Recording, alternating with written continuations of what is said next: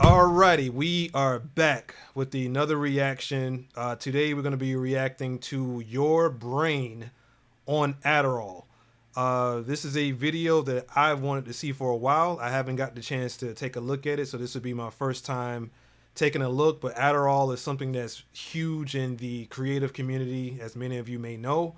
So let's take a look and see how good this actually is for our brains. Adderall is the brand name for a mixture of amphetamine salts that was developed for treatment of attention deficit hyperactivity disorder, aka ADHD. Since 2007, prescriptions have doubled in the US, and even those who don't have a prescription are using. An estimated 30% of university. Did you hear that? So it says 30% of the people that don't even have it diagnosed is already using this. Let's keep going. These students use Adderall at some point as a study enhancer. But what happens to your brain on Adderall? Adderall is a combination of amphetamine salts and therefore is, a close relative of methamphetamine, commonly known as meth. When Adderall is ingested, it takes effect on the brain within an hour of use. Adderall affects neuroreceptors in the central nervous system, increasing the effect of serotonin and dopamine. In patients with ADHD, genetic studies have indicated that these individuals may have dysfunctional dopamine release. Because of the lack of dopamine, it is theorized that the brain is constantly seeking out stimulants. All right, so far this video isn't looking too good. So it says basically with prolonged use of Adderall, you actually lack dopamine. And let's go back. That was super, super interesting. Dopamine, it is theorized that the brain is constantly seeking out stimulants.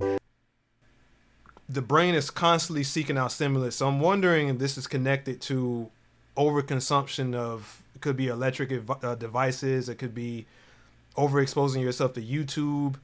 There's a lot that goes into this. Resulting in the distractibility commonly seen in ADHD patients. The dopamine and serotonin released by Adderall overcomes this deficit in ADHD patients, causing increased focus and making you feel less distracted. Adderall also causes the release of norepinephrine, which activates the sympathetic nervous system, initiating your fight or flight response. This results in your body moving blood and energy towards the major organs and away from your limbs and digestion, which essentially increases alertness. But in non-ADHD users, can it help you get better grades? Here's why we all clicked on this video. Let's see. Investigate this, researchers had 32 people without ADHD perform 4 cognitive tests. In one instance, they were given 10 milligrams of Adderall and was told it was Adderall. In the second, they were given a placebo, but was told it was Adderall. In the third round, they were given 10 milligrams of Adderall, but was told it was a placebo.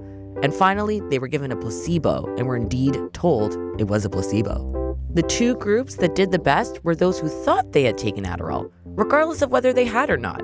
In fact, the group that did the worst were those who took Adderall but was told it was placebo. This is because, although some studies have found that Adderall can increase repetitive learning tasks, it does not make a difference when it comes to most cognitive tasks or complex learning techniques like those needed for an exam.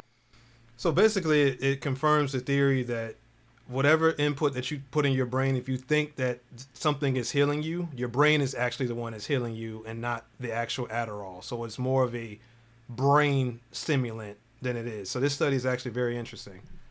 Any increase in studying skills may be from the fact that the drug gives you energy and can help keep you awake for a night of studying because, as we said earlier, it is similar in chemical structure to meth. The benefits of Adderall in academic circles is still up for debate, but the long-term detrimental effects of Adderall abuse are clear. Consistent release of serotonin and dopamine causes the brain to stop producing them naturally over time. Therefore, you need to keep taking more and more Adderall to get the same effect, making it highly addictive. Long-term users of Adderall developed an inability to feel pleasure without a chemical stimulant, and these effects can linger even after you stop taking Adderall. Adderall is a growing problem, so much so that millennials have been referred to as Generation Adderall. Yeah, so there's actually I remember being back in school, there was a handful of students that used to take Adderall that would stay up and study until 2, 3, 4 o'clock in the morning. I've never tried it myself per se, but it says basically it's pretty similar to meth, so I wouldn't take the risk, but hey, to each his own. The abuse of Adderall in our culture is following a similar pattern to the current opioid crisis, which means as a society we need to put measures in place to protect people. Thanks to Sal, our editor, for narrating. That was an interesting video. So it pretty much confirmed a lot of what I thought and what I heard about Adderall and usage. So it does give you energy, of course. It's something that does, but so does caffeine. That's something that you could take as if you are taking Adderall and you're not seeing a lot of results from Adderall, try taking some black coffee. I don't particularly like drinking black coffee, but try some black coffee. You can try drinking a lot more water than you would normally drink throughout the day. That's something that may help as an alternative to taking Adderall. But particularly if you are a creator or creative and you are making things that require you to stay up until 2 or 3 in the morning and you are taking Adderall, just remember that this is messing with your balances and your chemical levels in your body. Something that helps me a lot when I go to bed, because my brain runs all the time, is, which I need to buy some now, is actually magnesium. So I'm not a doctor. I'm not telling you what works. I'm just telling you what works for me would be magnesium. That helps us to lower the stress levels. It helps me to go to bed. But try some things out. But looks like the video is pretty much telling us stay away from Adderall.